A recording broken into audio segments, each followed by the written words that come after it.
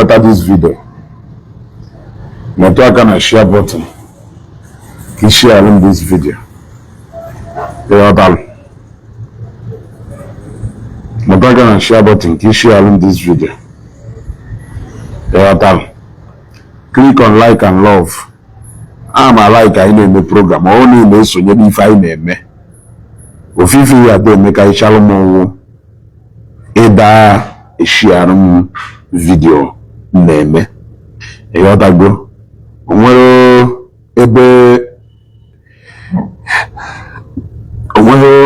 ife ọzọ ifo ezugbo na-eme n'ihu akwụkwọ ebe a na-awụghọ ịda enlighten people na-ekwu eziokwu ahụ mmadụ anyị ekwu. Fabian Chika, I greet you.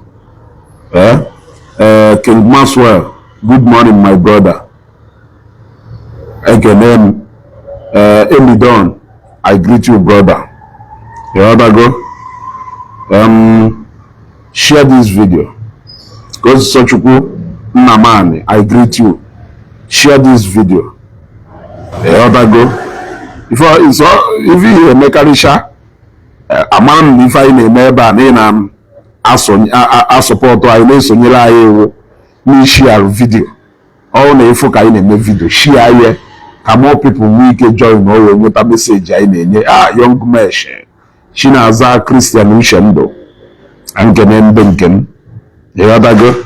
If on this video kita walk. Mother 13 send go click go na reaction and the only 2 people share go here, but I have 33 people watching me here. Yeah. Korawole Sahid.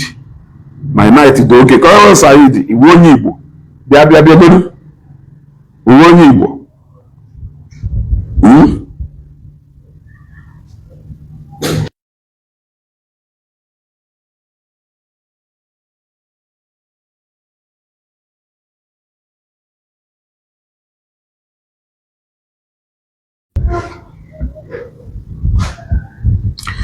Yeah, about.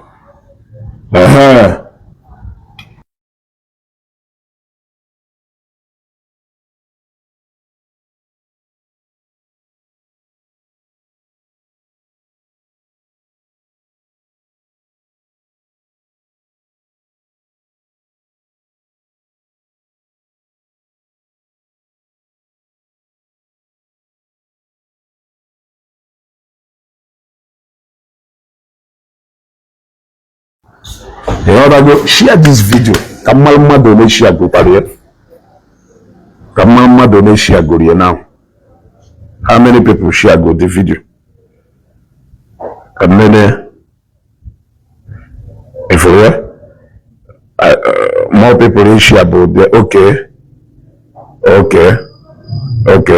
Good. Reaction bagota. Okay, I call my name. Ama, Pina. I greet you all. Christian Ume, I greet you all. Now, we refer our own Reverend Sister, Mother Mario. Yes, Mother Mario I respect her so much. Also now among the people that I respect so much. And now, now, I must not share the same opinion with her. Because I respect her so much, does not mean that we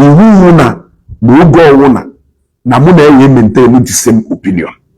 The answer is no. And this is where people are always getting it all wrong. Because I love her so much, because I respect her so much, does not guarantee that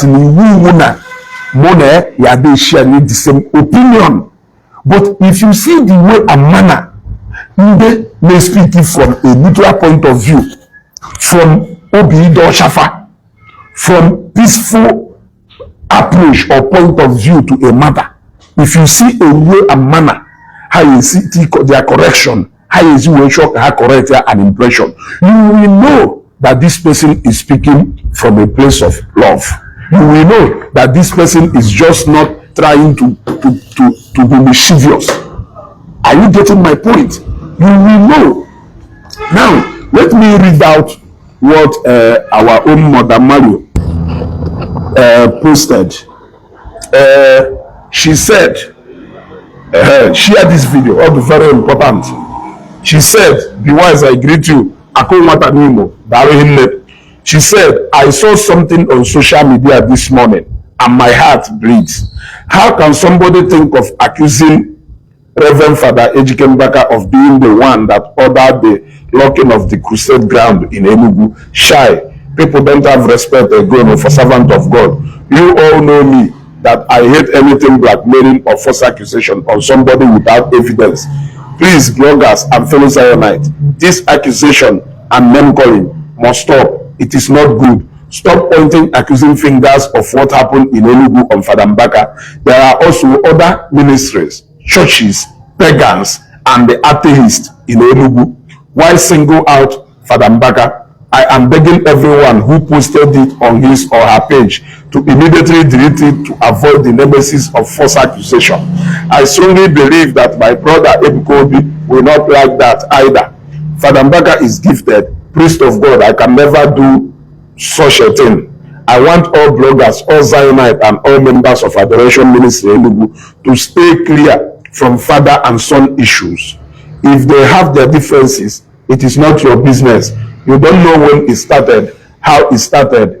If you so much care, just pray for them. They will settle their differences one day when God wants it.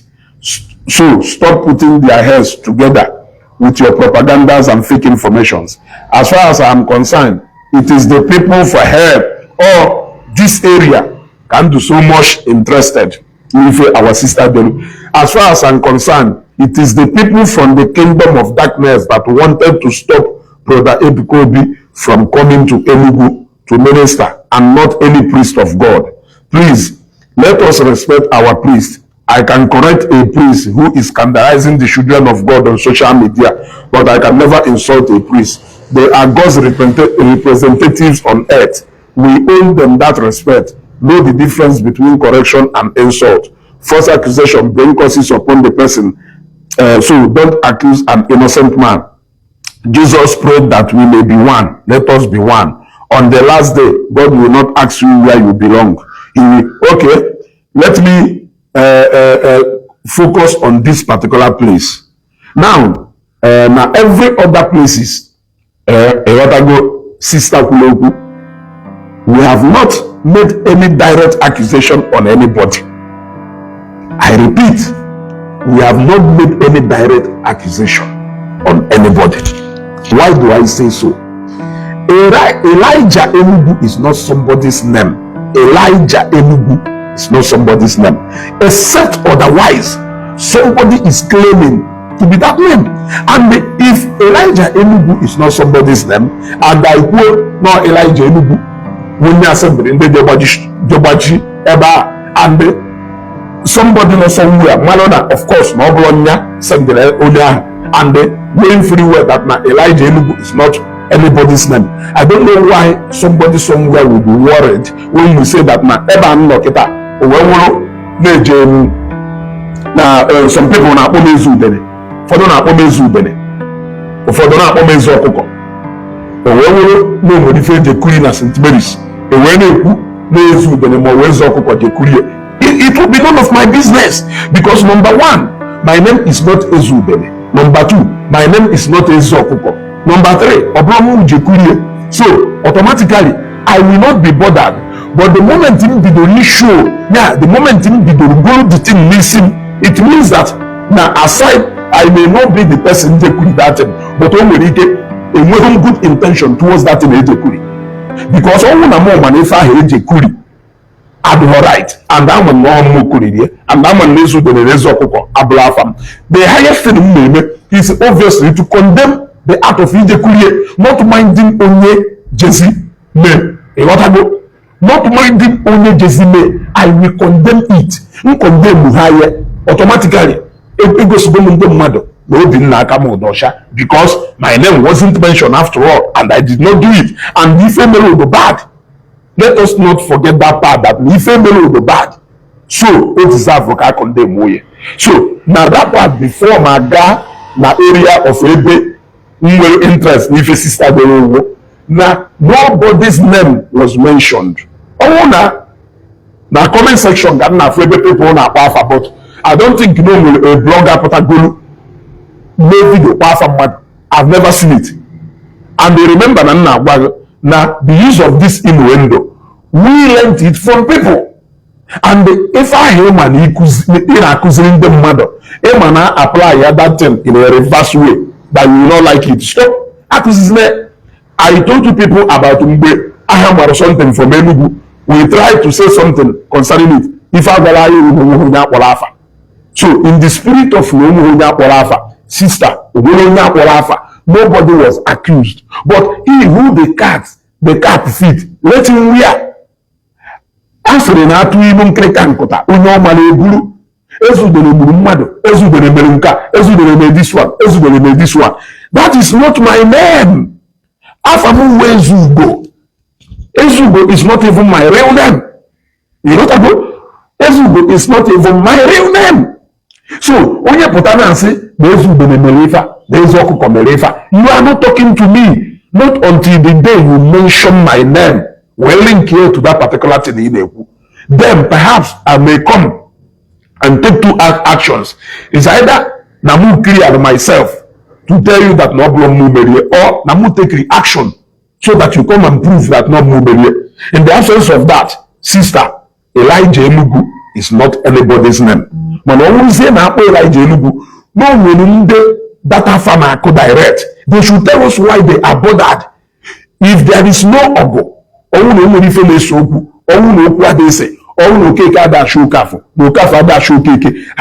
the mention of that name will even prick anybody. For the fact that they mention one for no underlying battle on the ground, and for the fact that every one of them now put a river, no any of them condemn that act itself. I ask, that act, is this something that is good for we brethren? The answer is no. If it is no, why can't you condemn it? Especially the fact that nobody's name was mentioned. Now, let us quickly go to the part where I have problem. Sisters, as far as I'm concerned, it is the people from the kingdom of darkness that wanted to stop Brother Ebuka from coming to Enugu to minister, and not any priest of God. This part, I beg to disagree, Sister Mario. It is not anybody from any kingdom of darkness. Yes. Anybody from any kingdom of darkness no power to pull that stunt. Nobody. Anybody from the kingdom of darkness no power to pull that stunt. Yes. All men of God. You are right by you say that maybe no one will a particular person that it may not actually be the person, but it is not anybody from any kingdom of darkness. No. The opposition, evangelist, they are direct from the church, or they are from men in amount to order. But you may say but based on records, people will get their mind, they take it to somewhere. Yes, of course. Because if a wish cried in the night and the one in the morning, kelonye ya atwaka. Owulo nesrim na ma ya do. Owulo nesrim ni yetikam. Owulo nesrim na ma ya last. Owulo nesrim na mu fake. Owulo nesrim ni ye destroy him. Similar something, especially na your territory. My woman psychology place you as number one suspect. Are they wrong? Let us be honest. Are they wrong? I'm a battle on a fight. Even many people don't know what my battle in a fight. It was Soludo on Anambra State. The greatest opposition is Soludo. That is why that when Senator Patrick Ifeanyi died, people started pointing, accusing fingers. Are you going to say now and then I point accusing fingers? Now how the wrong? people who are closer to me, when they want to hand on a close battle like this. Oh, those people, obviously, they never wanted me to germinate. So, are you saying that now, the only family mentioning now point here accusing fingers, nanda, no only maybe they say no, me for me out of place. Although possible, that is why you all be good to pure to all men. What is the origin of all these things? The origin of all these things is that Namadu in order for nowhere decide if you have decided if you have decided to be a cankerworm, if you have decided to be an obstruction, if you have decided to make yourself a stumbling block to the process, to the progress of ministry, who says that similar thing may that na Namadu ayatolaka atolaka. If you may we put equal, no name of people do that. You want to go? But in the time past, at Wagaka, if you may we put he issue more threat than Wakanato. You see, at Wagaka, ni believer, a puta, come here, Pupano, Oku, Kunye Pelumano, come here, Pupano, Puno, Zichikechurudo, a puta, he issue more threat. Nenu kane kuni belebe. Iputi issue more threat. Utuko threat. After leaving the mother and again there today. But to show you that I am not mischievous, I don't need to share that video on my page because now I'm never watching a video. You other go. I'm never watching a video. But now last year, I can continue to use that until eternity. So what I am trying to say is that now decide what can do with that video share where that video will still match if I been somebody will share that video can as well say yes if I been you know that go Noel Joel unfortunately if they say because cannot even stop me from if I'm there because of London can name share this video. Em and I never had this kind of a video a disturb video so share this video. You know that go. You want to go? You want to go? You want to even level? Because even I am not doing it because now and because I am doing something that's please my conscience. If I say Kobe cannot even stop me from doing this because his ministry ministry to move so that he will understand there. You want to even now. So Noel Joel, you know, just no that I wanna wash him. You will any choice. Would that I wanna wash him? I'm a knee ibunte. Ntiamala myself, AG. So everybody, Igana, even they. You know that. So, Njapa will do that video, the mother circulate. Share now online. Njapa will that video kita share online. The mother relate to people are worship video relate to if I made they will still point accusing fingers on Onya or also or people in nation. Even though two Matthias that they joker. Many people who are anti-Christians, who are anti-church, a lot of them have spoken, pointing accusing finger on the same place they do. It's not as if no so someday need to a even people who do from the other side of the divide. Yes, even people who see from the other side of the divide are also pointing at the same person. So, as a servant of God, speak the word that portrays whom you are. All this threatening, it has never been on record that Evangelist Kobe threatened somebody. Have you ever seen where Evangelist Kobe threatened Donyan Ekwifa? He has never done that. He has never even said a word. Oh yafa, but this same person and even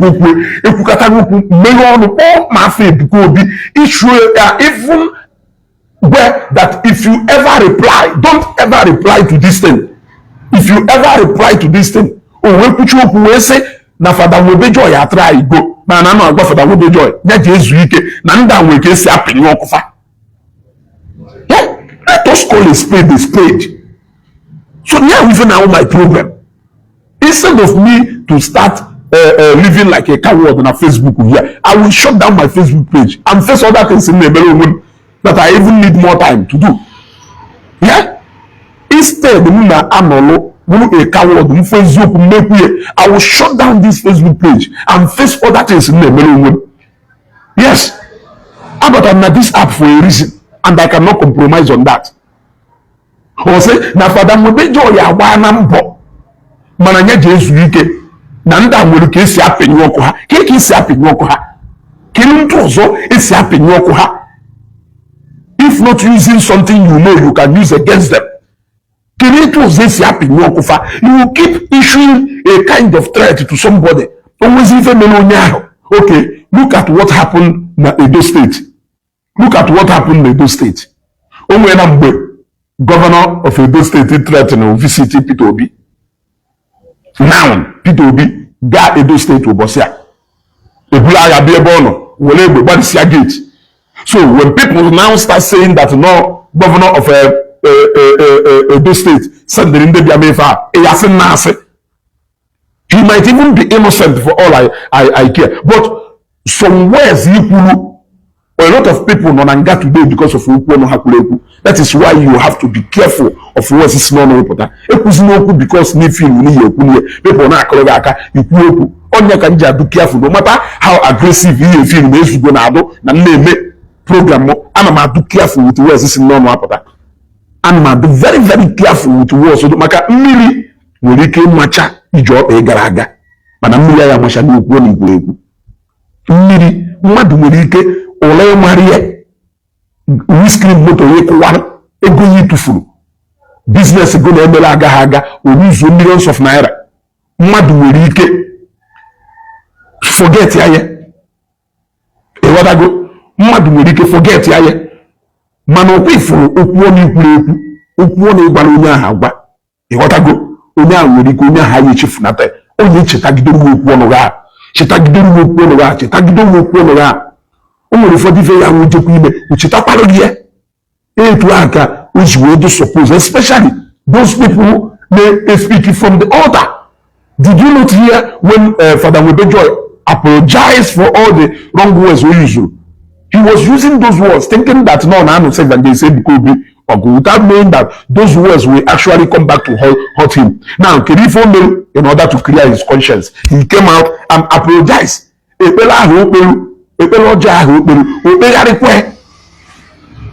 Yes, cause on project because if I would any other thing go I book where n'ikwu na ya arụcha ebe ahụ arụcha onwe ife mere ebe ahụ ebu ihe ọ ya ajụ na ọ ya eburie ịghọta ife na-ekwu. So sister, with due respect, with all due respect, everything you kwuru I have clarified to tell you that na actually nwere onye na-akpọ mmadụ afa but no somebody ka ọ na-eme atụ olu nkịrịka nkụta onye ọ mara eburu and iburu ọ na-adịghị but the part where you said, as far as I am concerned, it is the people from the kingdom of darkness that wanted to stop the baby Kobe. No, I disagree with that. A lot of people from the kingdom of darkness should stop Ebuka. All people from the church, all men from the altar, all Ndoka should Ebuka from Abia Enugu. Yes, Onya na atuaka is because Onya he make go mwenye Odoru no kokanya. No, an enemy to Zion that he can do and undo just to make sure that Zion doesn't go far from Ebono. So people will let him carry it. The only thing is to come out and say, no, I did not do this, but we know how we to see. But for the fact that he doesn't want to say anything, Fadokunere came out immediately and said, no. Because I'm a big congregation, and if not because Nanyana, Ebuka, people can as well accuse him. You see, people can as well accuse him. Huh? But he came out and he condemned that act. So, somebody,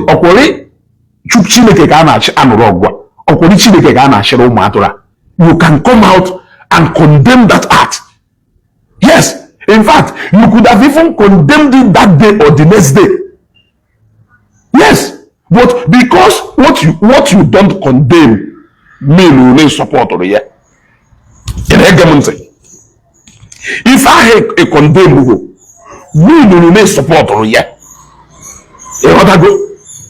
So that is why people are pointing accusing finger there. Even though I know that a name wasn't mentioned, like me, if I'm all Elijah Enugu, if it is going to go Elijah Enugu, do you? But even man, if it is go all Elijah Enugu, if it is not go Elijah Enugu, or only a man, if you make a consign, why are you getting pissed off?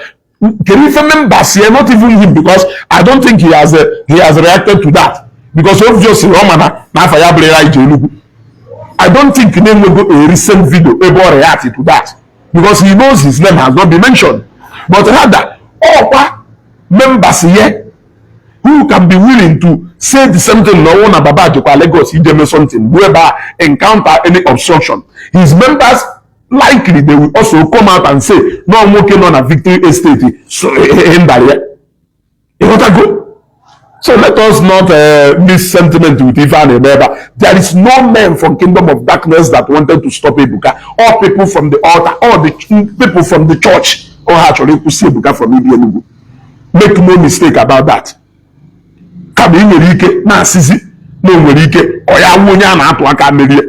You can say that.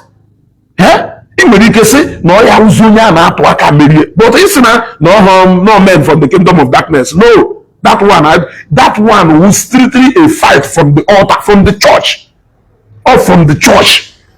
And we all know that not from the church. Can only be far from the Kingdom of Darkness. Who is that? Only see from the Kingdom of Darkness, show name or God. Just Salaban and Denorenugu, or God just Shan Denorenugu. Or should be Sibodin Denorenugu had resident. Or we only get for one day now. Oh, Ndenoyano. One day because of one impression. They don't want anybody, they don't want that impression anywhere. You know that good? On the now so territory, all territory Ghana so far away for so only see from Kingdom of Darkness will enough wahala already they look every day adoration on Kanaba, adoration on Kanaba, Ndanaba. A lot of challenges already in Enugu. All you deal we shall go do with them before we each other. Only see Lagos Abia no just one day now. It's not as if no go born about permanently. Never we born there just one day.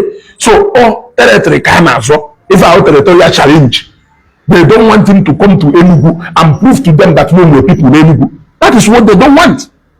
Yes, they don't want him to come to Enugu and show yeah, go see her because they will know Jerungo Pala. No, but an object now, no, the crowd don't ever you no, you really a massive turnout. That was just all. What they don't want people to see is the fact that this guy can actually come to Enugu and pull a stunt. Territory can you he has own territory with only go na ya emo fife. I'm a generator like this. Only I bet I'm going to competition. I'm a cement. Only I bet I'm on the same line. How can what I am doing affect what he's doing? If you don't even want to know about on the same line, on our line, you have on the name feel threatened by the speed you are moving, or how they are after you. So when they say accuse you, man of yourself accuse you Kingdom of Darkness nanka. Kingdom of Darkness akaha dosha. Matthias nando to hakaha dosha. Usomolono. Or Matthias wo guru bialo na be habia make crusade madu 12 abia wo. Awunya ya command you and you will malo that if I bought in a press. Abamundo mother say no one of governor back no instruction by himself. See you in that stadium. Or this security I use na stadium or the DSS ya na stadium who do ne abia an inch close to that gate. One of governor back no direct instruction that Zion cannot use this facility. Or this security I use there. We only a company. But not because Nandemerifa, Jerusalem, machineries of state, show her influence here from Commissioner for Sports, They may not have the power to command commissioner of police to release the number of police officers who will resist in crowd. But no governor. Governor can give commissioner of police instruction direct to deploy your troops there. Well, I mean brigade in Odia. They have instruction to deploy your troops there. I'm more personal career than you ever. Only I don't know ever. You want to go? So let us not only develop no 1 or 2 person in the government. Only apere that button. You want to? Only apere that button. And the Kirimde de file on Doka. Will Kingdom of Darkness, I apologize on your behalf. Sister Mali, Reverend Sister, I respect you so much, and I love her so much. Man, I apologize. Yeah? I apologize. Because if I was if be major as was in a Kingdom of Darkness, I apologize. You people should forgive us. How can we be calling you people? It is not your business. Your business will here. You people should forgive us. In fact, forgive me. Leave my own sister. I love her so much. Leave my sister. But forgive me on sister's behalf. Biko, Mangalonai, Omuni Mary, Ndemeri Muha. Iwatago ndị mmeri emume ha agha dị n'uke yika mana nnekwu odoka asị na mama ife nnekwu agha dị n'uke yika condemn ihe when you condemn it you have gone a long way to prove a point ka ife ahụ mere ọmaka ndị ministry a na-apụta na comment section na-akwụgharị na-akọ ọnụ na-ekwugheri ka ndị egbuwadisi ife ahụ mere ọmaka ha ncha niile sọpọtụrụ ife ahụ mere they wish ịmakwụkwọ ọ ya adụ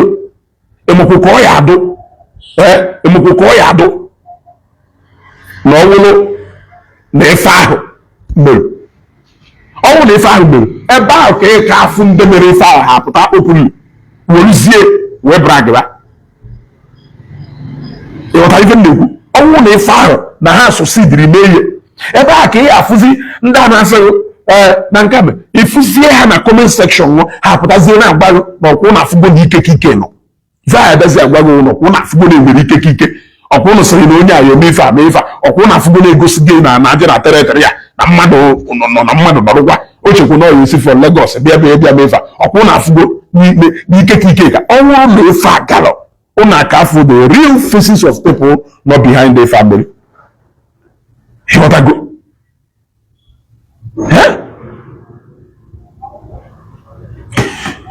Ịghọta ife a na-ekwu n'ife ejikwa wee na-ekwunye ife awụ because na ife aplanụrụ ife awụ ọkụkọ nwụta na ọnwụ na ọwụ ọkụkọ ọ ka awụ itizie vidio ka ime dis broadcast ihe emesi ife ya ada afụ na ọkwụ ndewere ahụ na ọnụ kara aka na ọ na-aka eme n'elu na ahụ na ọkwụ edifiti go unu na ọkwụ na-abịago onye dị etu a gosi unu na mmadụ karịrị mmadụ and ekwuwe ya ifu onye ahụ onye kwuo ọ ya like ka o kee muo that glory ka o wee gosi na ọkwụ ngwarụrụ na onwe ha ebele vụrụ mụ na ọnwụ na ha succeediri ha ka apụta openly gbarụ na ọkwụ na-afụgo na onwe ha ebele vụrụ onye a na onye a ịhụta ife nna gwa so si ekwuzina ife anyị na-amachakwa n'eziokwu mana anyị etemewu n'eziokwu mmanụ onye na-eme ife ọjọọ wepụ aka from ime ife ọjọọ ị na-eme ife ọjọọ wepụ aka from ife ọjọọ ị na-eme ị na-ekwu okwu ọjọọ n'ọnụ wepụnata aka from okwu ọjọọ ị na-ekwu because okwu ọjọọ ahụ ị na-ekwu we keep binding on you and the people who do by your words do not get upset ọngụ gwara fada webe joy ya wepụnata aka na ịma ka esi apịgbu mba Humphrey TV, my shop will be open. I only shall we go wine. EJ na my shop. Somebody not there. If you want to speak to me, my number on my WhatsApp, my number on my page here. Bomo, I'm gonna discuss. I will direct you to my shop. My shop will always since. Only if you go that shop and they go here every single day. Somebody not there. So I only shall we go wine. Call me or you go to my shop. You go to my shop or you then always if you can know if you need to speak to me there, then you call me, my number on my page, then we will talk. So let us continue. Ngukwu hapụ na ịma ka esi apịnyụ ndị aka ọkụ na onwe ka esi apịnyụ ha ka ọkụ kelee etu dị ife ahụ esi apịnyụ ha ka ọkụ ngwa anyị ji wee chepịnyụ ha ka ọkụ ha mechiri ụzọ bụ na ha n'ofu ebe ụna anọ na the same locality ọwọwụlụ na somebody nọ na Lagos arụ ọnụ ministry ya na-edu intimidated na-edu threatened by his presence na Lagos ka e ka ọ ya adụ na oruzie na onye a na-abịa Enugu territory ebe nọ will it be out of place na ọ bụrụ na ipress ya 1 or 2 ka ịma na ya stop ya for n'ime and n'ime a day less than 1 day to that program shows the intention. It is not only na asị m na there were so many controversies about using the stadium. Okay, man, dem mmadụ wepụnụ na eziokwu a lot of okwu asị kwuru today.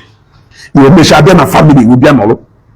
Ụmụ ka ya taa ụfọdụ okwu asị ihe mere ka ekọva. Ọ bụrụ na steeti nwere law or na steeti nwere something prohibited doing such program na stadium. Mgbe ndị chọọchị approach ha, they will turn down their request. They will not allow them to pay and do everything. They will not watch for over 1 week and day. Na that stadium. They will not. What is the whole essence of turning them down after the program which needed?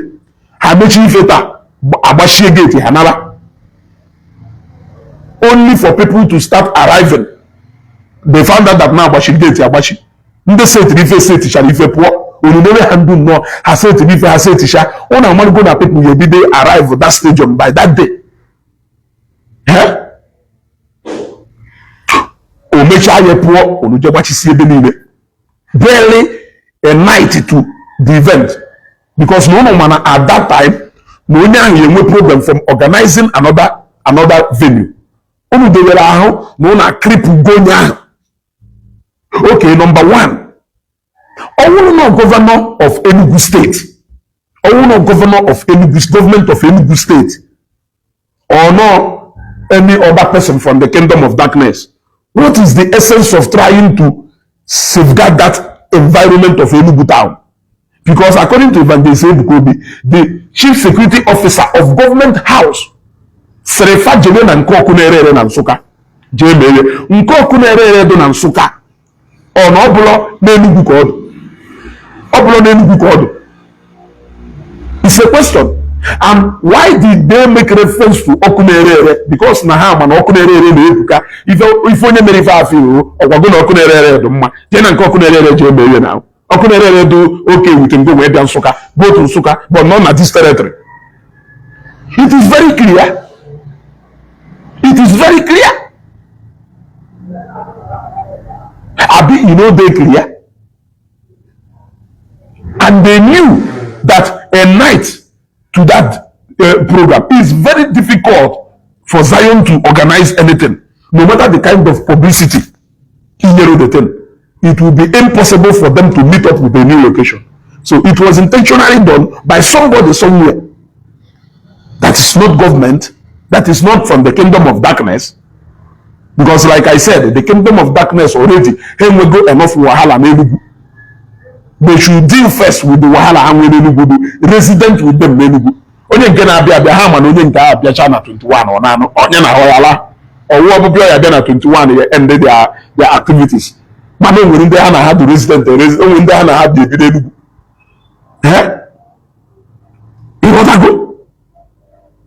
With mother yanu, if you the same people on a ground na accuse mother, all the same them ya dakwa agba osho why Ebuka ji wee hapụ Lagos gala na Enugu. Ọ no mo no nwere onye no na Enugu. Tefo ji bịara ebe a. They are the ụfọdụ n'ime ha na agwọ ha na ebu. Ha gwọrọ ha bụ. Ịghọtago? So, onwero kingdom of darkness chọrọ ịkwụsị Evangelist Ebukobi. Ife mere Evangelist Ebukobi na Enugu udo. 100% from the church, from the altar. Ndị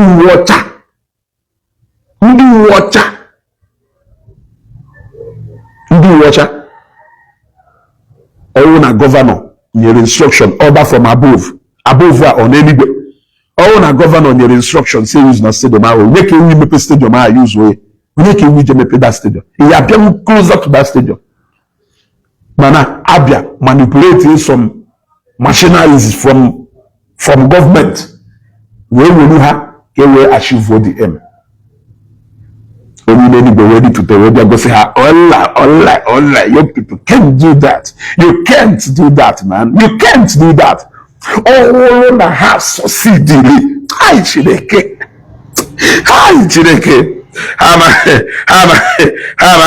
Hama akọwara evangelist Ebuka Obi na ọkwesịrị na ịmụ ha na mmadụ ka ibe. Ọkwe confirm go na mmadụ ka ibe. Ọ bụrụ na ha succeeded, ha ka obi na mmadụ ka ibe. Ife jikwara emezi ife niile ha na-emewu because na ife mere agaghọ. So, Sister Mario, my Amanna, you want peace. Aman Nifiji Okwifa is that you are speaking from a place of peace. You are down. Also, so you they speak English like this man. Igbo channels. Okay. So they speak English. Yes, of course. You are down. So now, all na has succeeded. It can have na ndị mere ife anyị so because ha ya say ọkwa anyị gosi golu na mmadụ karịrị mmadụ. Onye send the request, I'm trying to add you, but only they add them. Drop a comment so that I can bring you in. Drop a comment so that I can bring you in. Igotan. Owulu na ha succeeded.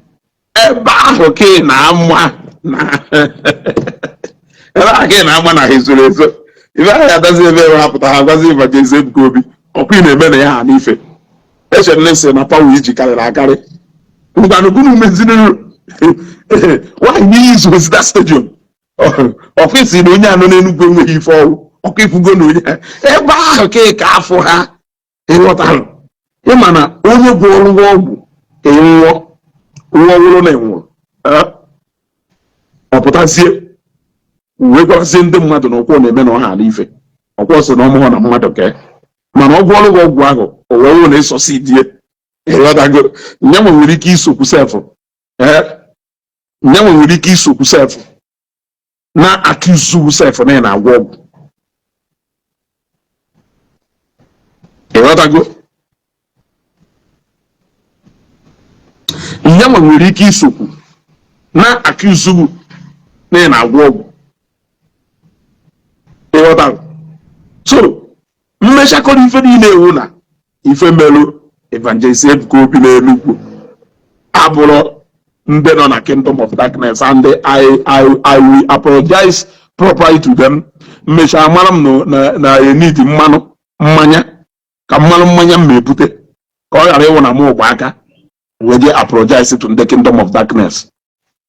Ịghọtago mmecha m need ịchọ mmanya mmechi wee apologize to the kingdom of darkness. Only because no one of the favorite reverend sisters na respect so much. You know, and I'm no from the place of peace. You know, oh, you we may here maintain no peace among brethren. Man, at the fact owner, onye na ahụrụ onugbu. Okotakwana no ya anu onugbu ha na ahụ. Onye ahụ na-achọ ka ime ka udodu onye ahụ kwetakwana n'udo ya adụ onwe na-akụ ịgba ọgụ esi onye na-akụ ịgba ọgụ n'afọ n'aka ọkpọ don't possible na odo onye ọgwụgwụ na ya anya ikweje ọgụ onye ha na-retreat don't possible. Every of their actions pointing towards the direction na ha emefa. Every of their actions pointing towards the direction that they can do that. Yes, even the words how they use go through any if I'm a high me. Can even more ways go you just say a high me. You know what go? Has seen a more laugh from mother. How they go see about laughing? Because no more when you laugh. or anybody can say no way in the after how Elijah when then answer Elijah. The real people answer Elijah after or the no Elijah back on affair. Onye wuri inu ahụ ndị Igbo tụrụ nna agwụ nọ na ọ na-eme atụ ilu nkịrịka nkụta onye ọmala eburu tangod so okwu ka ya ada egwu iwe nwa ka nsi wee karịa iwe nwa ka nsi wee karịa sọsọ ozu a ka ya ada akpọ ya you cannot do more than chi agwara agwụ you cannot do more than okpe Enugwu ada ebe a ịghọtago if you do more than okpe Enugwu ada ebe a atọwasị ya ngụ rie ngwogwo agụ wacha aka wuru mmiri nyoda agụ nye na afọ unu chegharịkwa unu from ajọ omume unu jụrụ ajụ a ministry dị na Lagos una na onye nnukwu na-akpọ ya anya kere ebe ife bidodo kere ebe with the origin of ife meru kere ife with the origin kere ife bido this particular thing na mmadụ kwuru okwu ya nye some utterances from pulpit ebe ọ na-ekwu okwu instead of oya abịanye clarification. A clarification could have settled all this. Biko nwanne m ije ụwa na m kwukonoro ife a ndị mmadụ na-eche na ọngụ onye nna agba. I used a sample of mgbe Evangelist Ebuka Obi ha Zion Ministry acquired a portion of that mountain of fire balụ na their facility na Lagos. After her acquire charia, Evangelist Ebuka Obi wee insult to send the mmadụ wee sị ha wuruzo ma jee kwapụ agada agbachiri ụzọ. People started twisting the narrative. Bloggers and mabata did to change the thing. Evangelist Ebuka Obi wee nọrọ wee nene wee fụ na ọnwụ na o mechie ọnụ na ndị mountain of fire nwere ike misunderstand ife ahụ o kwuru because na already na bloggers echenjiwe there. So na ọnwụ na o mechie ọnụ na ndị mountain of fire nwere ike misunderstand ya against peaceful something emere onwe ha and obi ọcha o ji wee nye that prophetic declaration onye go and pull down that wall of Jericho. People will hear so no mountain of fire with the wall of Jericho. But if I open to prophetic, what did he do? Did it cost him anything to call a press conference? He issued a press statement where he apologized to the mountain of fire. No one has misunderstand the Ifokuru. State a position here on Ifokuru that it has nothing to do with them. One of the people who are enemy of Zion that singular statement Evangelist Ebuka Obi put that matter to rest. That is to show that now you don't have any ulterior motive. Mana what of all if I Evangelist Ebuka Obi can go now quite fuel no now say yes or word of Jericho also if I word of Jericho you got that kind of a thing. That opu kayada ringa between mountain of fire and the Zion and the higher regret Gido if Batarahaji will that property well less in the Zion. That is peaceful approach. So no mgbe oga punoku maka ofechara fancha and ndị sịrị na no ofechara fancha and ndị na-eme emushi anya na mgbe ndị mmadụ bidoro buwe ihe ọkụ bloggers from side the far and bloggers from the other side boost the way speculate we ndị dụka anyị wee nụ ya wee kwuwe ihe wee mee face video mmere mgbe ahụ wee sị for the sake and the interest of peace no one at the mind only purify to clean and clear that he should come out and put a clarification on that particular thing. We as somebody should do. Say, Nefa no kuruye no nwero no kuruye with regard to ifedotua the mother take commander he got a group but after he put out that video he came out again. The more the more he is hammering, pointing at that same place on a point, the more he is coming out. Now why no? Othering Juwegwa na Mushu Evangelist Kobe 100 times more than him. Because in all those controversies, how many of them gave that Evangelist Kobe amount to all that will send there is somebody in he doesn't have that time. Man only came with impunity, no way power. Akolu se bogi sin ni yebo. Akolu bogi buru. Nko wona akoje na bogi buru. Isi wu isi na bogi. Buru hanchani ile.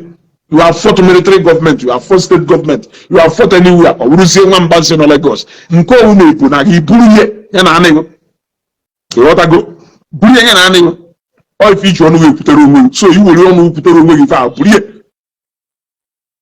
A simple broadcast or open from that same altar purifier could have put to rest that matter. It obvious because in all those things, Evangelist Kobe never said anything. The only time he even said something that related to it was after a long time. After each to be needed. Wepia put something konye issue threat a mesi for you because you picture say and I'm gonna reply if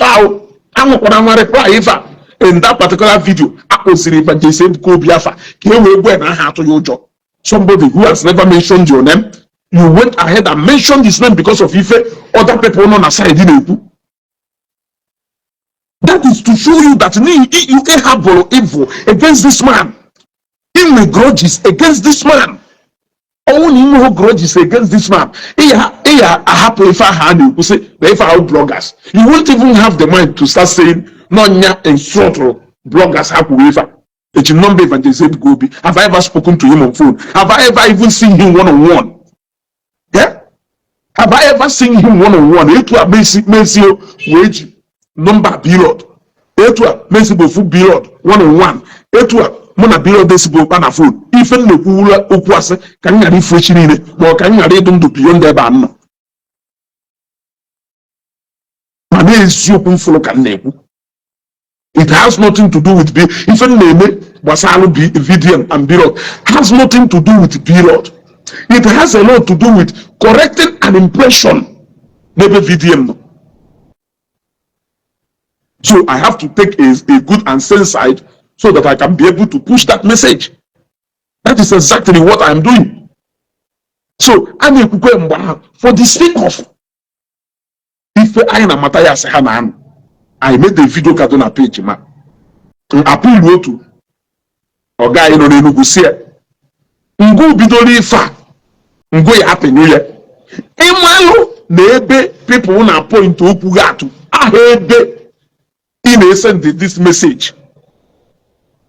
Who clarify on the matter and the GA will not shine where rest because you know that at that particular time there were a lot of people both media houses not media houses bloggers campolo against Evangelist Kobe. If email is a food history blue beefa history beefa for them to successfully use it. For these people to be ashamed to keep feeling we made these people. But that made clarification to that thing. Wafa no equal na blow out of proportion. No one name genuinely no bigu. Now that message is sent there. No back on it. That was the beginning of fallout Muna Wiku. Because I remember na East. Now Bia Uno na one of those occasions where I spoke with him for more than 1 hour. Okay, to a messenger for more than 1 hour. Yes, for more than 1 hour, I spoke with him on phone. You want to go? Yes, I spoke with him on phone. Eba ka nyanwa soku. Nwikuku soku mba we kọwala mu na akpọ hafa. Na onye nwoke Enugu kpọrọ hafa. If I go to me, if I go to me, now over the time. I never see a video without a Madafa. Now, so look was no problem with even though we don't laugh. Put it on now. So, Nko on a coach, Pongoke Nugu. Naburia with the full chest. After all, no say no if is upon this in a boob. Yarum go you pocket or one and car over Kariana. You want to go?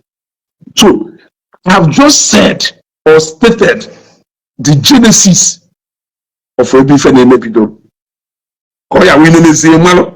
I only said to go out that you must see to the end of this ministry.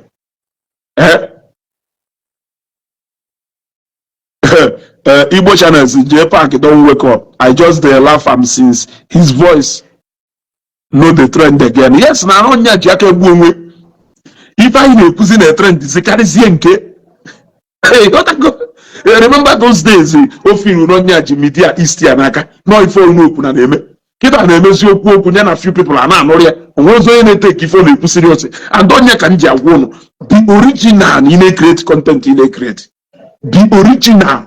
Don't ever do something ka o wee wụrụ na satisfied or na ịmakwụ ọ bụrụ na nsema ka nnenewe ọnụ people na-akọ ma ndị nka mma a lot of them are in with ife ha gbapụ ma ndị ya agwa okwu gwachasị agha okwu inenewe onye agwa okwu nerecha onye agwa okwu efu na onye inenekwa onye ahụ ndụ ọnwụ werusie ihe asị m ekwukwuo n'okwu endorsement asa ekwuo na endorsement wee malụ jidekwuo a lot of contract media n'aka wee malụ na I must not do what you like before I can get that endorsement. Yes. Now, if I open niile can as well fetch me that endorsement. But a lot of them misbehave with them because I remember we could say that you need to balance something. A balance here. Only one audience. Today now I say no be Lord or was it the same source of Zion okwesikona Zion puzie or so Zion ọ na-emezi nke mekwu na mposo maka bekere ndiri chukwu ọga mposo maka bezenko ọga ife ọzọ ya asịzi gị ọsịsọ Zion ka a na-ekwu na na-etiri mkpu ndị ekwuziri na-etiri mkpu karịrị akarị. Even from nowhere Kesh came into picture asịkwa m mkpu to the point that Kesh even visited my hometown. So you know, I'm very happy now. Zion and the Zion can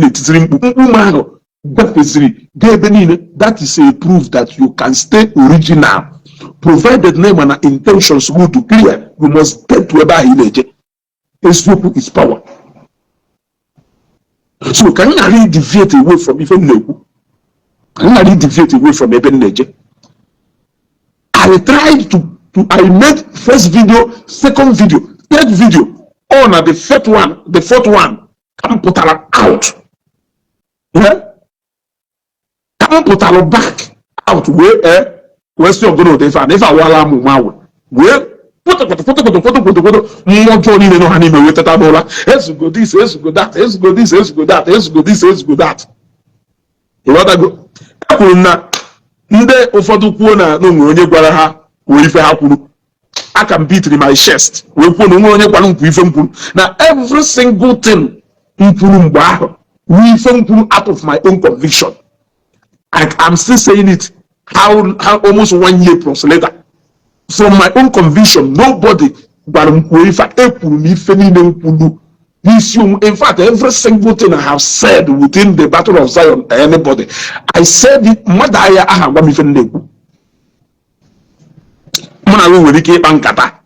but you cannot tell me if I'm so every single thing in the you gotta go after something no even that is the only way okay advantage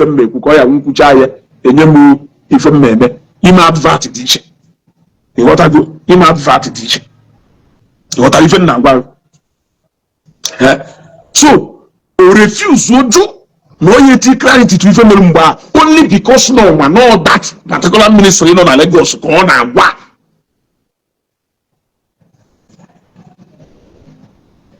after zeta na ekwe for that na be debe ahụ na ha ma who started the fight? That is the question you ask yourself. Or we be dog etu wuge gbawoso imeze ko na nwede etu a VDMs we dey be dog etu wuye amegharịwazie Jesse Bokova trademark can ama gota, can ama rice. If you for Kuru mother, they trademark a general matter, trademark a pull or quack weather. In who be the logo, etiwe gị n'ọgụ ibidoro imerezie ka onye a na-emere ebere but ibidoro ọgụ ahụ with power idebere ahụ n'inwe power na ike iwu karịrị akarị etiwezie elu imerezie ka emerere gị ebere ka sympathy n'ime sympathy a ị na-eyuzukwa some words dịkwa very strong and hard some words like you say Fada Nwebe hapụ na ịnwa ka esi apịnye ụdị ndị aka ọkụ kelu ke ịpịnyu get a lot of people mana nke a dị very difficult for you ịpịnyu ịghọtago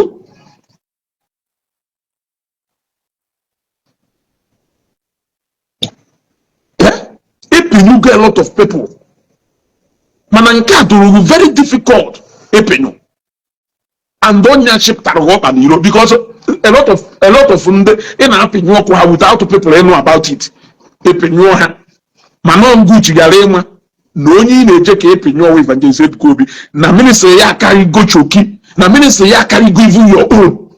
You cannot reign forever. No champion reigns forever. Yes, ye reign forever. Oh, a wise man. Oh, a wise man na anọlụfụ na ọ na-eme n'ogbe na-eme n'obodo ịpụta n'obodo kịta asị na onye awụ nya nwere nnukwute ego n'obodo. O nwere mgbe ekele ji chukwu a onwe na-etiri ọra na-eme ọpụta etu a ọgaranya niile nọ na Nnewi a na-ekiri ihe but today ekele nwugodori n'ọdụ ndụ tata ekele ya amarugo na ụfọdụ ụmụazị nọ na Nnewi a na-eme ya anya mgbe a na-akpọ ya daji agafego ya n'ife a na-eme. The right thing to do ịnọrụzie kpebeziere ụmụazị ekpere ha gaba n'iru na ife awụ legacy idebelu and need very happy na ụmụazị awoje legacy a na-ewoge na-ebetere aka ịtara ya ka ịmụsa nwa ahụ ọgụ jee na-eme the whole past governors ewu gọvanọ iwepụta nya awụ gọvanọ mwepụta Mr. Okeke oge tenọ nna agwụ chọọ ka mmeri ka ọ rụzie gọvanọ ka ọnọchie ha ewe mpụta ka m fight ya majority of all the people who marry face disgrace so na nke ngige ka ha succeedire n'anya Adam olu oge gọvanọ so mapa wa ha onwe so onye na-emenye n'ike chụrụ ama echi chumie na Rivers State arụta ya ndị Igbo na Edo State emerie so many places retire the whole godfathers niile nwere. Yes, menye man Oyo State. Yes, retire all the godfathers needed. Because only I will see governor. Ichokwa ki go see ya. Even though na your own time ichi power gago. Ichokwa ki go see only man on nyaji batting together. Na no ya no gido under you. Otro possible. Nya we fene so oku. Gwa no mi fene so oku n'obodo. Obo ọkụka na-eso okwu. Ọmụ ya aka. Kongo ya aka. Abawa mbe bido n'ili isi. From inyi isi mmadụ ejewe nga n'obodo. Ọbụ ọkụka na-eso okwu. Ọkwa ọkụka na-eso okwu niile. Nwee ife ọzọ. Pride. Ọ bụrụ na mmadụ hapụrụ a place of pride. Je embrace humility. Embrace humility. Biko no. Na mụ mere video last Sunday. Wee na-ekwu maka ndị sịrị na ha awụ ndị ọfụchara fancha na ndị omechara fancha. Biko na ọfụchara fancha ife dị otu a. Na ọhụ onye dị otu a. Ebuka nwanne m ọ ya adọrọgụ na mma. Na ọkwọ ndị si from kingdom of darkness ya kịta our lovely sister Mario na-ekwu. Na ọkwọ ndị si from kingdom of darkness ya chọrọ ka ha bịa were opportunity a wee tụọ ọgbata ufie n'etiti nwanne m. Werukwa ọnụ ahụ eji wee si Ebuka bi kedu ka esi wee kwue do not fear. Werukwa ọnụ ahụ wee si Ebuka nwanne m biko ọbụlakwa ngụga it will go a long way. Ndị mmadụ amalụ na ọha Ebuka ka ị na-agwa ma n'imeri otu obvious you kept on hammering wee do obvious na Ebuka ijezie wake up the sleeping lion ebe ọ na-alahụ ụra ichezie na ya anakpu ifiruzie na ịmụ ya ọkụ a instigate Ebuka ọwụrụ an object of caricature. Onwere ife ndị otu mata ya sị ha na ụfọdụ ndị eji ha ewere Ebuka meme caricature na Facebook nọrụzie dụna ọ na-atọhụ ine denesi ka eji ife ikwulu wee na-anụsa Ebuka ọgụ were ife ikwulu wee na-atọrọ Ebuka ijezie kụgọọ n'oche ofu ebe ọ na-atọrụ ife niile a wee wichaa wee buruzie wee bute na ya ọkpụ ndọmọt estandị m ozi half of ife ahụ elapụtara afọ Ebuka n'iro ewere Ebuka mee estandị m ozie eburuzie ebi ebe ị nọ ishuwe tret ebe niile ishuwe tret ebe niile ishuwe tret ebe niile. So part of that threat ndị mmadụ kwuo n'ọnya ka izekutu n'Enugu agwa buru nke ebu na buru ihe n'iwu isi na-ebu ogbe ekwu na ihe enwe withdrawal method n'ọsọ ahead ahead ka ị na-aga gara ahead ahead ma nọgata ije na-anụsa Grace ọgụ a na-ekwu kedu kingdom of darkness nwere liver n'Enugu nwere kingdom of darkness long leg ya karịrị isi bepụta iro. Who is that kingdom of darkness? Can drive forget that Enugu to meet that kingdom of darkness? Can me yalo. Who any kingdom of darkness in on Enugu? Kingdom of darkness in Enugu well, big mouth and short hands. No go be Lord. Kingdom of darkness in Enugu. Hanchani will big mouth, large mouth and short hands. Who kingdom of darkness no Enugu well. The other go. So block kingdom of darkness. Aye man de merie so ha pụta ifo ha ma ha na-eme kirikiri ọhụmụ ka ị na-emeri kirikiri ụfọdụ n'ime emegidona kirikiri ike gwụ ha jezu ike. You cannot fight truth. You cannot fight truth. Governor Obiano Little were power hand their salute over na unu onwe ugwu and respect Obiano nwere na Anambra State today wu na ya na salute adasịga mana ebe downfall Obiano ka esi wee bido na Anambra State wu na ọwụrụ na otewela ahụ n'ọnya ha ndị soro udo pawa dị afọ n'ọya emewu soro udo ifo ya eme ebe a ka downfall ya aka esi bido ebe ahụ ka downfall ya aka esi bido. Mgbalukata oge ahụ nke ndị chuzi nnewu Evangelist Ebuka Obi also spoke. The word of a leader goes a long way n'ime nyoku na-enwu mana oge ọnụ na-achọ ka Ebuka bịa kwuo kwukene swallow your pride n'okwu n'ọnụ cheta oge a na-ekwu I'm choosing who are you. Evangelist Ebuka Obi cautioned the Zionites against jumping on that thread. The video on our Facebook. He cautioned the Zionites against jumping on that trend. If that is how a leader should carry himself. I put in if he put in Oku supposedly will be Chineke. Or they didn't also need it. Makamo Posiamu Dikenamba Kamuribe, Anna Dikenabu, Ufuya Karibe. Doesn't even matter the push of Mutikenka before Wonka. It's possible now a push of Mutikenka. Dikenka, a measure overtake Dikenka. And you may it's your Bagarian Jejo, a Monian Memekoffo, Mani Memekoffo, a Monian making it school, Mani making it school. To accuse weather. Husband put out for million so what in one molamo, okra, na carry Korea. Chineke make one leg, whip up a gap place to save up a gaho. You should be happy. You should be happy. Yeah? You should be happy. How we can respect you.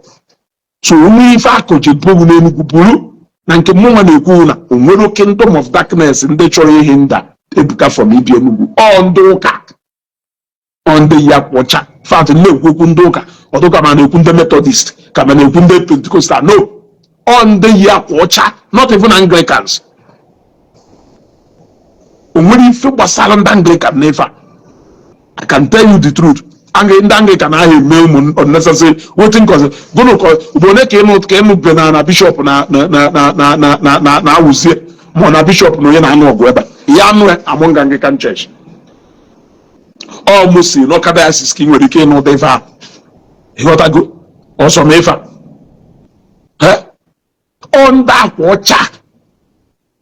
that watchers from the same denomination of church ebe Ebuka si wee bịa Ebuka Obi si ọha merie nwere ndị ọzọ nwere ndị kingdom of darkness nwere ọnụ erida na nni kingdom of darkness na Enugu erigo nni onwewere engage na mega project dị etu a mụkwara ife ahụ a project eriri ego na that project eriri ego dị ya makwa ego na-eriri ife ahụ na-alụ n'iyi like that esi na kingdom of darkness okay kingdom of darkness rida na-alụ n'ime Enugu onwewere ije engage na such big project dị ka ije kwụsị Evangelist Ebuka Obi from use stadium ịmakwa project eriri mgbamgba ego. Tell me a kingdom of darkness deva kingdom of darkness ahụ ofejesi biri bịa ofejesi Lagos bịa kingdom of darkness niile nọ n'Enugu nwe nke nwere ọnụ o ji afụ ụzọ nwe nke nwere ọkpa o ji aga ije nwe nke osu onwe ha ọnụ osu onwe ha ọnụ. So let us not ụmụ nwe ogbenye nọ ịkwala onwe ha anyala ọkụ ụwa ha anyị jekwa gbawakwa ha anyị ma na ebe anyị akpọ ha ịghọtago anyị ma ebe ya wa iru ya sị kingdom of darkness ọnwụ kịta na onwe ka esi wee meghalụ fonu mmadụ ọnwụ na onwe kịta ka esi wee meghalụ fonu mmadụ. Ezugo, please withdraw the state for a reason. Allow God to allow which God can allow kedu God ị chọrọ kịta ka allow a na-ekwu allow God ndị mmadụ ekere ka na-eme alụ ị na-asị allow God chukwu ọhụ mmadụ ka o ji alụ ọlụ kedu ife o jidara aka gbadata bịa meela anyị na-awụ ọtụrụ mmadụ ka o ji alụ ọlụ ọ maka na mụ na-ekwu ka m meji wee allow God ife niile ọ na-emere anyị ọhụ mmadụ ọnwụ nkịta anụ nwere ndị je meghalụ fonu mmadụ asị gị na kingdom of darkness isu fonu mmadụ ka ha nwere ike ime ụmụagha anaghị aha ka kingdom of darkness nwemere power ịkpa n'Enugu of he pull that stunt of trying to stop a mega crusade from the God's servant Evangelist Ebuka Obi. The kingdom of darkness nwere ọnụ nwere osu nwere ọnụ ime nwere osu nwere ọnụ ewuwo liver ọdago ewuwo liver ime Cornelius Amam ngwa anyị nwere aka ọrụ wee nọrọ ebe a na-efolu ife na-ekwu ka two jobless people nọrọ here mụ ha dị jobless edo jobless ka anyị nọrọ ebe a na-ekwu na-enene ịnaji ntiri were ekwu ka ndị nwa tiri were enene ife atọ ọ dịrị izi mmadụ igege ikwu ekwu dị izi mana ọ mmadụ igege webe nsogbu nọ wedo if over 70 people nọ at the same time here now watch you think it's easy you think it's easy ọ dịrị izi now so all two jobless people. Evangelist Godwin, Evangelist Godwin. At least I'm very happy now. Within this time of this program, 3,300 jobless people also go watch here, including you. Allow God that's how you're going allow God. If you reach Evangelist Ebuka Obi turn, I say allow God. Oh, my God, with the kind of that man, no, but so about so we respond to one of you. Bosaka career with Ayamu. Oh, na Evangelist Ebuka Obi Ebuka time fight onye nugu. Etu onye nugu si we fight. Carry onye nugu anagugo. Ka ife na-agba m ekwu onye moto mmadụ agbado ka ọgụ agwaghị isiokwu iwe onwe na ogwupụta na time and energy fight onye Enugu as much as into onye Enugu si wee fight ya na karịa onye Enugu a na-agwụgo acknowledge na God dey place go mmadụ higher ife ya emewile acknowledge iji ime agwaghị mgbe o bidoro who says is how long? It is how well. Yes, you can do something for 10 years. Mother, but after 10 years, no call out of that. It is not how well.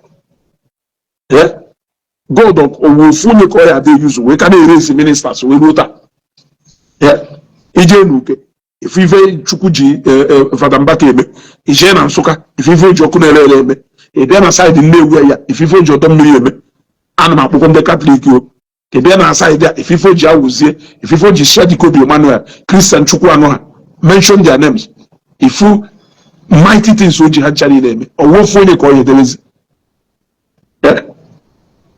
Ụfọdụ azọ na Fada Ede ewuchana, Pete Danu na Fada Ede ewuchara. Na evangelist Ebuka Obi ewu chakwa Fada Ede ka na afụ ya ebe ọ na-apụta bịa go na ya na-asụ onye ka na-ewu jụọ n'onwe unu Fada Ede ọkwa na-echukwazi legacy ugboro ole ka ịfụda na-alụ Fada Ede pụtagoro ya na mmadụ na-azọ onye ka na-ewu gwanụ m na ịfụda na like ịfụda na ebe Fada Ede pụtara ya na mmadụ na-azọ onye ka na-ewu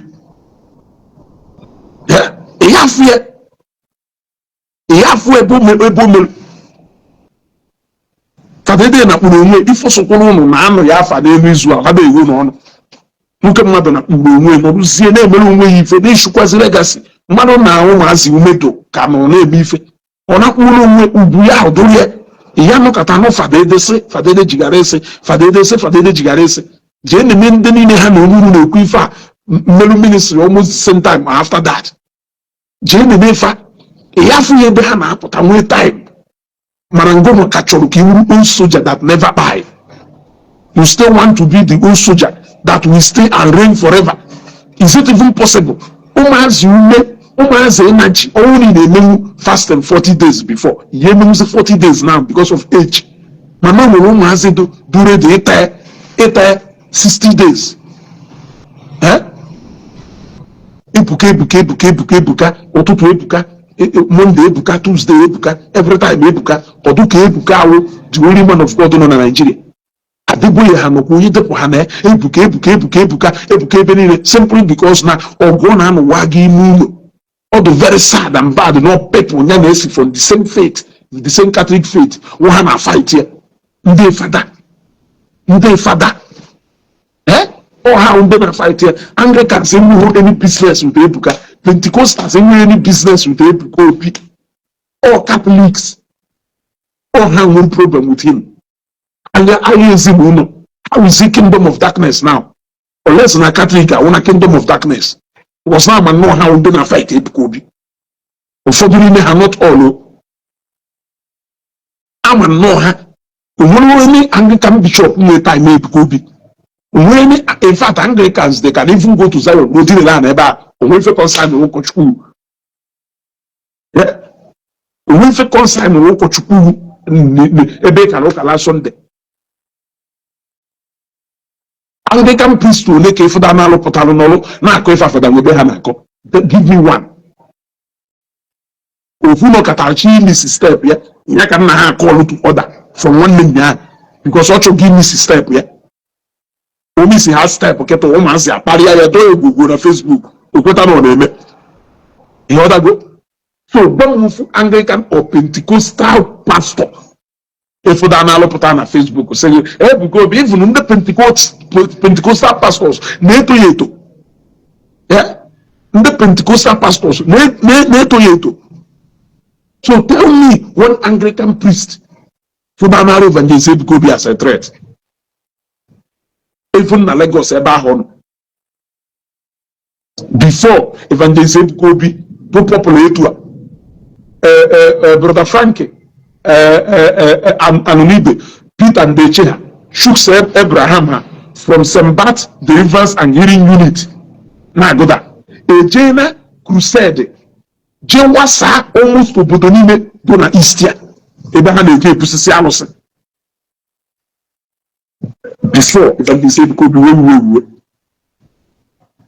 today ya n'ebe Peter Ndeche ha na-ekwu okwu ya n'ebe pastor evangelist Frank Adonibe ha na-ekwu okwu ya febe Shooks Abraham ha na-ekwu okwu ndị ahụ nakpuo na ha onwe ha nọrọ na-emere onwe ife ha na-ebekwara onwe ha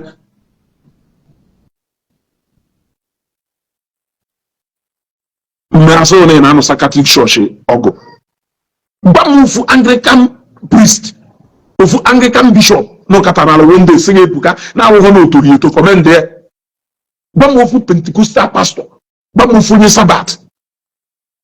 Now was also nke asị na ọrụ David ya wee to confuse onye ama amụọ na agụgụ m na onye awụ ọgwụ kọtara mgbe ọ nọ na movie industry na-achụgharị ya a na-achụgharị ya bọsị ọ sara ọnụ nke aha ọ sara n'ọnụ nke aha wụrụ ova ọ ha jegwuwa nkịrịka ọgwụ ha na-agwọ wee tụcha ego o bido chụgharịrị ha ebido constitute nuisance na society anyị nwe so ha dị the money esoro tara afụ nuisance ha na-akọ ọsụ n'ogbe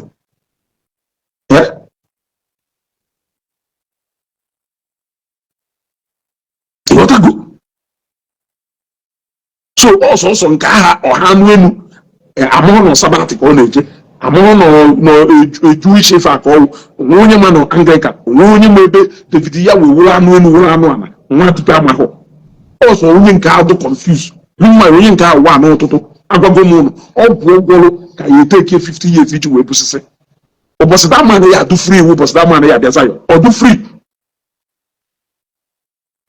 ana ọbịa Zion nyakwugharịba mana otherwise tell me any other pastor or head of church from any other denomination that has ever come out to insult Ebuka Obi or talk down on Ebuka Obi. Also the Catholics, Catholic priests, Catholic brothers, mention them. Because the Catholic mother say you are fighting Catholic for who? Fighting Catholic as how? Mother Mary, you are Catholic. A lot of Catholic priests in their respect, are they not Catholics? Yeah? Are they not Catholics? Yeah? Tell me. Yeah? Ụmụnne niile ụmụ nwaanyị 4 n'ime ha nụrụ dị Catholic, also 1 nụrụ onye Anglican. 4 n'ime ha nụrụ dị Catholics, also ofu n'ime ha nụrụ onye Anglican. So how can you tell me you are insulting Catholic? Catholic for what? Why in Jai insult Catholic? In Agwandono. Even Jai insult her. But the fact is that now the kind of full position Nabia from Ufodunimeha to one of their own is enough for somebody to come out and condemn them. A lot of them want to be yourself. A lot of them want to be yourself. Adudu, no, the Catholic.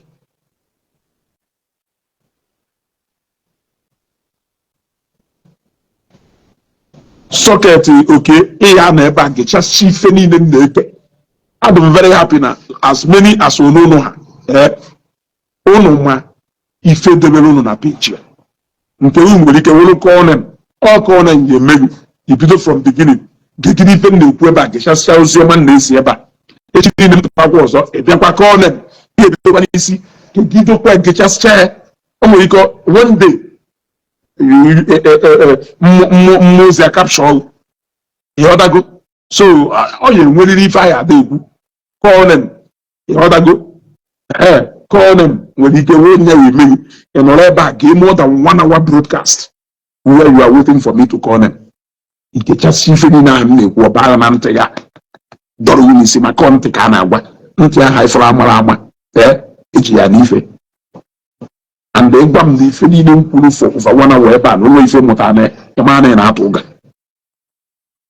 The man in Atu is Wotoga. So now, got what they want. We finish when we come, what you pull a Hagana Pota. We tell them for Orodo TV, but Odefa Orodo Haneme.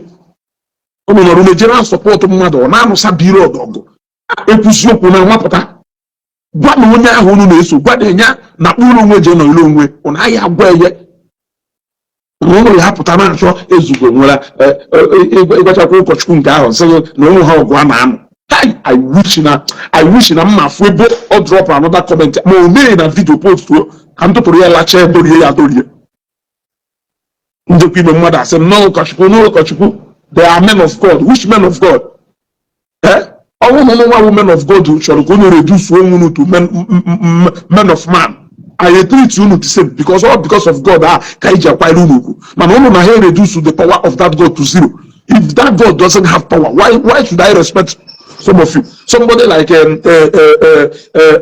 Father Ugu reduce a whole Christianity to a club by telling us that we don't have any reason to pray. na government you mela ifere which man of God okay we care. I go to that God because I want that God to do something no government you melu. So can even they respect kwalo. Can even they respect kwalo. So no man of God do the way no a man of God can attach a power to that God no. We respect him because we respect God. Man get your go power from that God to put a man. I drag here as a man. So henceforth, a man and woman of God, position woman as man of God, so that we can respect you as man of God. The moment he choruka, he will like gwando wa na nna ya enwe ife ọnwụ. O nwere ike ọnwụ na ife eji na-atụ egwu maka nna ya. Fụta n'ebe mmadụ na-atụ egwu maka nna ya. Na-atụ egwu na o nwere ike o mee ga-emete nna ya apụta. Ndụwa wee werusi ọnụ wee gwa pepụl na onye odiri ife nna ya ọchị na nna ya enweghị ife ọnwụ. Ọ ndọrị ka ya adọrọ iwu. Because ebube nna ya ha kpuchiri ihu. And not the same thing with most of these reverend fathers na-ekwugheri ife ha na-ekwugheri. Amụhụ na ebube kpuchiri ha na respect ha na-enye ha today because of that God. Epụtazie were aka chozie ka reduce so that God to shaft.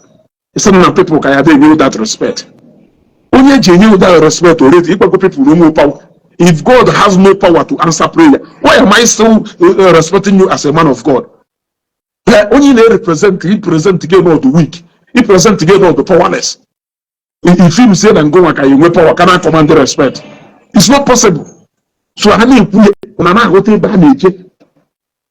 I need to unana hote baneje. Catholic Church cannot handle or deal with such people. Problem.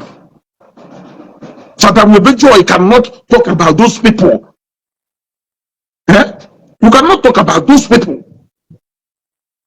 Look at Father Angelo Nebu. Ebu na mmadụ ekwu na against Christianity ojebere onye ahụ enyi onye ahụ were ezigbote ọkwake. Ebu na ọfụla a na-ekwu against ụka olu ebe anya na onye ahụ wụrụ ọkwaka. Does it mean na orubo oge Catholic Church ya arise ostracize those people? Gụpụ ha from them. Ka ife ha na-eme ọwa ife usoro okwu n'okwu. If I'm just saying, problem, even if it takes you colliding with the devil just to fight him, you don't mind, provided you take care of him. I'm a good come to Takun.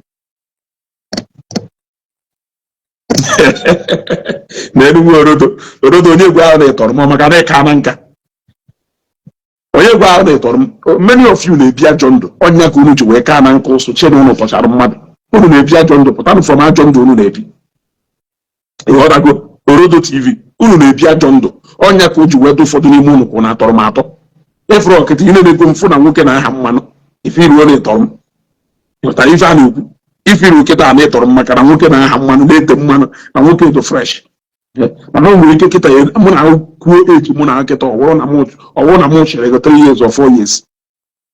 Ịghọtago o nwere ike mụ na kwuo kịta ka eji anyị efu na nwere ike ọwụrụ na mụ chere go 3 or 4 years. Ụfọdụ n'ime ụlọ nwụcha ụmụazị. Ịghọtago ụfọdụ n'ime ụlọ nwụcha ụmụazị 2013 mgbe 2012 2013 mgbe anyị bidoro hawa akpọkịrịkpọ ụfọdụ n'ime ụlọ nwere ike ka na-agụ ahụ n'afọ n'afọ. Ụfọdụ n'ime ụlọ ka nwere ike ọwụrụ mgbe hapụ unu jere fes pọl unu jere ụlọ ụfọdụ n'ime ụlọ anụzụ ewe ihe gbanataba n'ụlọ maka na unu na-emesi ụmụnne ụlọ.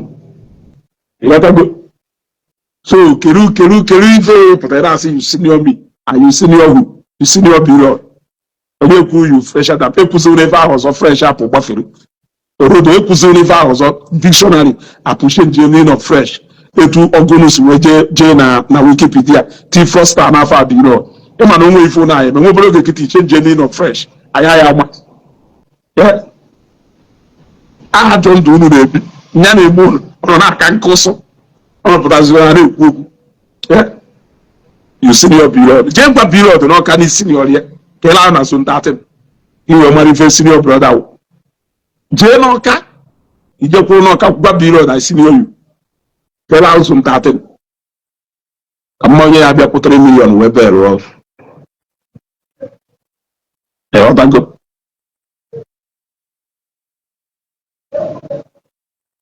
please let not accuse anybody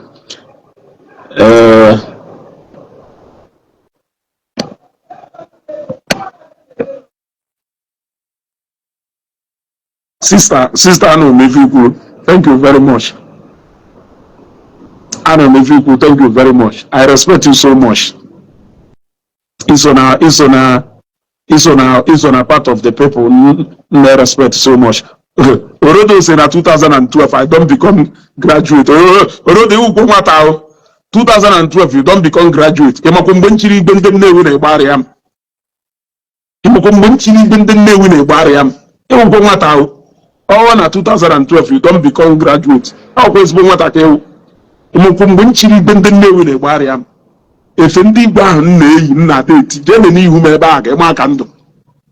Ịghọtago? Chee n'enu ka ịma aka ndụ na ahụ. Ekwuru na ụfọdụ n'ime ụlọ nwụcha ụmụazị ụnụ bidoro fụwa ụwa ụbọchị a. Ịghọtago? Echetara m mgbe ụfọdụ na-eme aba pleni jee obodo oyibo a na-eme ezugokwa ịnọ na Naijiria onye a mee travel. N'oge ha jechaa Dubai. Dubai ndị dọ ka m jechara first time na 2013 ọhụrụ na m je bi ebi ka m je biri chụọ ego nọ na m jere ịzụ afịa ọkwụ na ejere m ịzụ afịa na Dubai na chiga back to Zambia ọkwụ nya m bidoro jere 2013 onye jezie na 2020 something aya mmanụ ife ụmụ niile ka wụ ụmụazị ụnụ ka na-awụ ahụ n'afọ mana nna mgbe onye na-aya ekwe onwebụ ife ụnụ fụrụ orodo onwebụ ife mfụrụ you never see anything mana ihe ekwe ụnụ ka na-afụpere iwu afụpere mana ọ na-aya ekwe so nna agwụ na okwu ụnụ adazi na-eme ma anụ nọ a bag of experience na-ekwu okwu mmadụ na-ekwu okwu like o nwere ife mere so nwunye your brother na ndị mmadụ na-enwe okwu na ụka about clash of interest ngụnwa wuo n'ụlọ pụta ịghọtago ịpụta from ebe isi wee pụta bịa ka ị bịa help outsiders wee fight ya your brother ụkwụ ya nụwa ọgwụ ahụ mụchi ọgwụ ahụ one day people ya usukwa that behavior werukwa wee get ya back to you iwee bee so you should be careful aghara use as an insider wee nụsa nwanne gị ọgụ o wee nụsa onye nke gị ọgụ or ka betray your friend or ka mee something because a lot of things anyị na-eme today because we want to fight somebody we later come back to hunt us ọhụntụwazie ejụwazie onwe gị kere ife mmerụ that is why anyị ji adụ careful na na-eme onweghị ife m kwuru na Facebook a nna-apụta echi na regret ba jee chekie that is because ana m study ife niile ọfụma ama study ife niile ọfụma nke a m kwuru maka Father Kelvin ukwu atụrụ m ụga if I fear you today because no God ka m ji atụ egwu ha ma atụ egwu because na mụ na nwoke nkịta asụ nwoke na nwoke n'ike ka mmekarị ife nwoke o nwere ike mụ na ụlọ nwoke tuwo nge nene ego aka ngwunwe ego enene long leg aka ngwunwe enene connection aka ngwunwe kedu ife nji wee chiri ife niile ahụ gasị na nkọ mkpụrụ ihu kpunatasị ụfada because of onye anụ n'eluigwe ka m ji wee na-eme ịpụtazie iredusizie that man to zero gwa m ekpere na-eje ekpe ka onye ahụ zam no gọọmenti ya zam ekpere ahụ na ọ bụrụ onye ahụ ife na-ejizi enye respect ebute ọnụ m respect ahụ because eji nyamatụ wee sị nna gị a lot of so many of us nna anyị ka nọ ndụ today ebube ka na cover some of us nna anyị no doubt it doesn't even matter na nna gị nwere ego ka ọ na onweghị ego o nwere onye nọ n'ogbe ya chọọ ka ume ego ụfọdụ ife ọ sị na nna ewepụ nna ya o nwere ike ọnwụ na-ebube nna gị o nwere ike ọnwụ one thing ịghọlago ọnwụrụ one thing ka onye ahụ ya emechi anya ọmụkwụ na ife aha wee eziokwu o nwere ike ọ nụrụ nna gị kparụsọ nwa ya o nwere ife aha na-atụghị ụjọ ngụnwa apụtazie bịa ịgwa ha na onwe odiri ife nna gị ọpụta ọ na-aba iche na onwere ife ọ ya eme ịbịazie wụrụ na ụgwazi ya na nna gị chafụ na onweghị ife ọnwụ onye ahụ asị n'elu anyị nara eme ka anyị were maka nna ya mụta o wee yi nye onye ahụ ewee fịa ụkọ kwuru wee nye owu ọ ife some of them na-eme onye ka m ji agwa eruzu na because of na ịkpọrọ ebu ka asị orie wee break the very foundation you are standing upon. Many of them who Christianity who the foundation that they are standing upon. The place of respect, dignity, and everything. will because you want to neutralize Ebuka. He was here because of it. Take a power God to tell us that now because now God to Ebuka when he raise when I head on the yanya. We na head on the nonoria. We ne bless the need ife. We ne bless the mother. It shows here he reduce God God to say powerless. That is the only way you can prove that the ife Ebuka dey mad horror. You can actually maintain na God to the powerful. Now go the mother Ebuka fake. Nyakanja say, Malo the area where you are fighting from. You can actually maintain that your God is powerful, that your God can heal, your God can do everything. Ine ekwukwa ni Ebuka ahụ fake. Ine ekwukwa ni Ebuka ahụ fake. Mana ị weruzie because na chọrọ ka ị neutralize Ebuka ncha, ị na-akụwasị ma tebụl ọwụ n'elu ka ị na-eri nri. Ebe ọ na mgbe imecha alụ, ichighọtakwazie ka ị bịa rie nri na tebụl ọwụ na ana nkịtị ka ị ga-eri nri.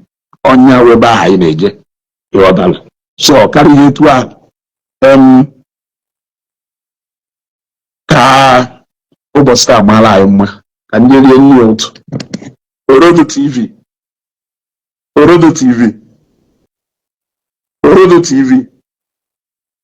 ka ọ dịwa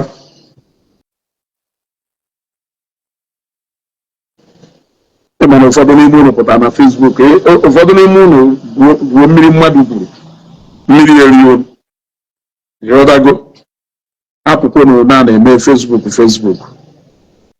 ịghọtara si na bilọd akwụkwọ m ụgwọ eji nọmba bilọd ji nọmba m ịmagwa ife ị na-ekwu eme ọkacha na-emeghe uru ekwuo na-akwụkwọ mmadụ ụgwọ njuzie oketa vidiyo ma ọ kwụrụ ụgwọ because for you ide ekwu na-akwụgwọ m ụgwọ what it means is that na vidiyo m kwụrụ ụgwọ maka ọrụ na ịma na ife niile ị na-epostu vidiyo m every day na Facebook page na vidiyo m akwụghọ ụgwọ that you are just saying it for the sake of you want to defend what you feel is right, what will make you believe that na mụnwa na-akwụrụ m ụgwọ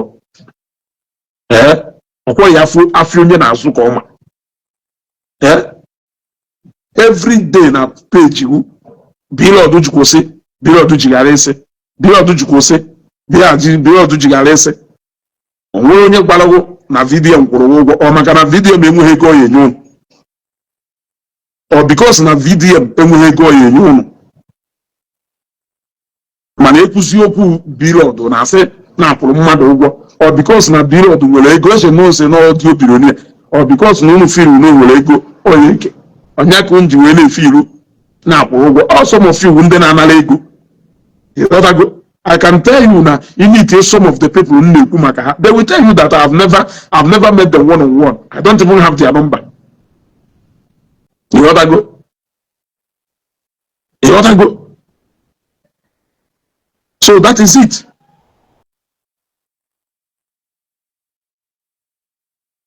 Orodo Ezugo, you like making man to calm down, a little boy you'll be.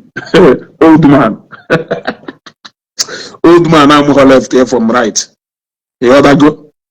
Especially post some good one maybe with regard to if I name video. No, literature you go for the name me fellow man.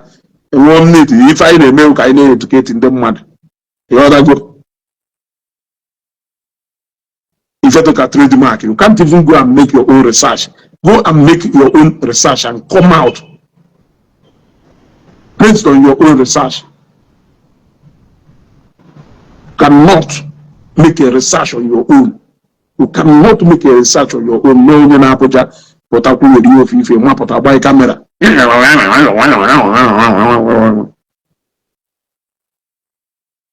Anyway, my people, over star Mala, we still there like we know there. Darling.